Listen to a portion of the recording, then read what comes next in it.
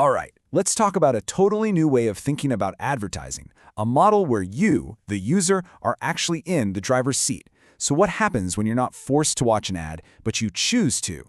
Let's dive in. You know the feeling, right? You're totally absorbed in something on your phone, and then, bam, an ad just takes over your screen. It's so annoying. But what if we just flipped that whole experience on its head? Imagine an ad you actually chose to watch, one that feels like it respects your time and puts you in control. That's the big idea we're digging into today. So how in the world does this actually work? Well, let's look at this thing some researchers are calling the focus token model. The concept is actually pretty simple. You, the user, decide to watch an ad on your own time. And in return, you get a token that buys you a specific period of totally uninterrupted, ad-free time in the app. Now, this is a huge psychological shift. This isn't just about ditching annoying ads. It's about completely changing the dynamic from top to bottom. The goal is to take something that feels like a frustrating interruption and turn it into this really positive feeling of control, like you've earned something valuable. Okay, but here's where it starts to get tricky.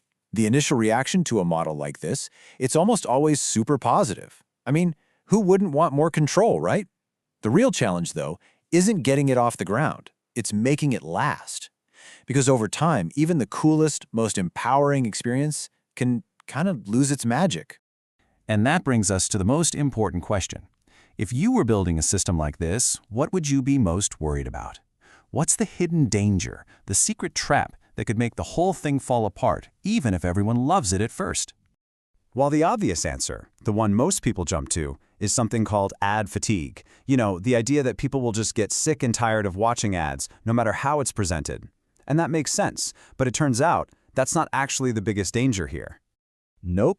The real threat is something way more subtle, and honestly, way more dangerous: psychological decay. This is the absolute core risk that we have to understand. It has nothing to do with the ads themselves and everything to do with what happens to our feeling of choice over time. So what exactly is psychological decay? Well, think about a daily login bonus you might get in a game. The first few times you get it, it's awesome, a fun, free reward. But a month later, it just feels like a chore, something you have to click through just to start playing. That's decay. It's when a satisfying choice slowly turns into a completely joyless, routine task. So, to figure out how we can fight this decay, we first have to understand why this focus token idea feels so good to begin with. The research shows that there are two really powerful psychological forces that make it work so well. The first one is what we call user agency. And this quote just says it all, doesn't it?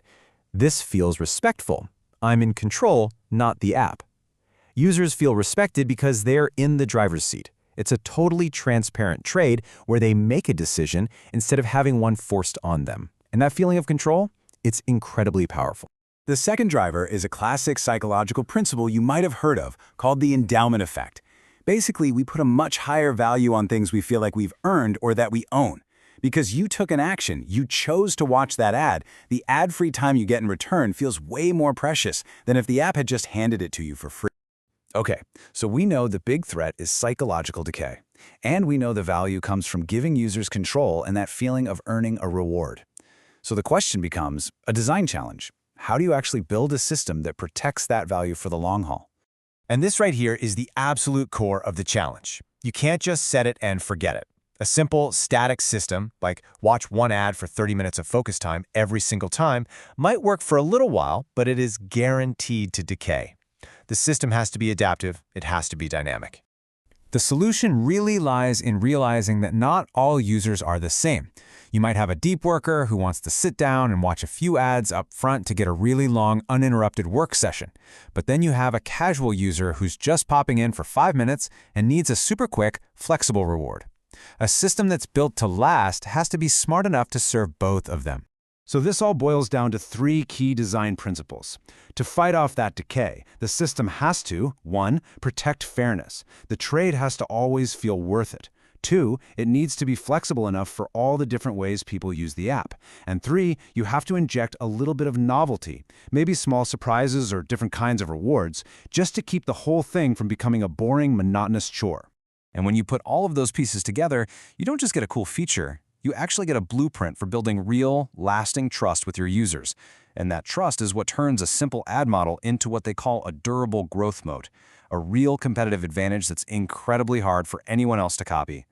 So let's just quickly recap the big takeaways here. The real threat isn't that people get tired of ads, it's that the choice itself becomes a mindless habit. The whole thing works because of the psychology of control and the power of earning something. And to make it last, you have to actively design for it by protecting fairness, flexibility, and novelty, which can turn this whole idea into a powerful, trust-based advantage. And that really leaves us with one final, pretty provocative question. And this isn't just about ads, right? This applies to any feature, any notification, any interaction we design.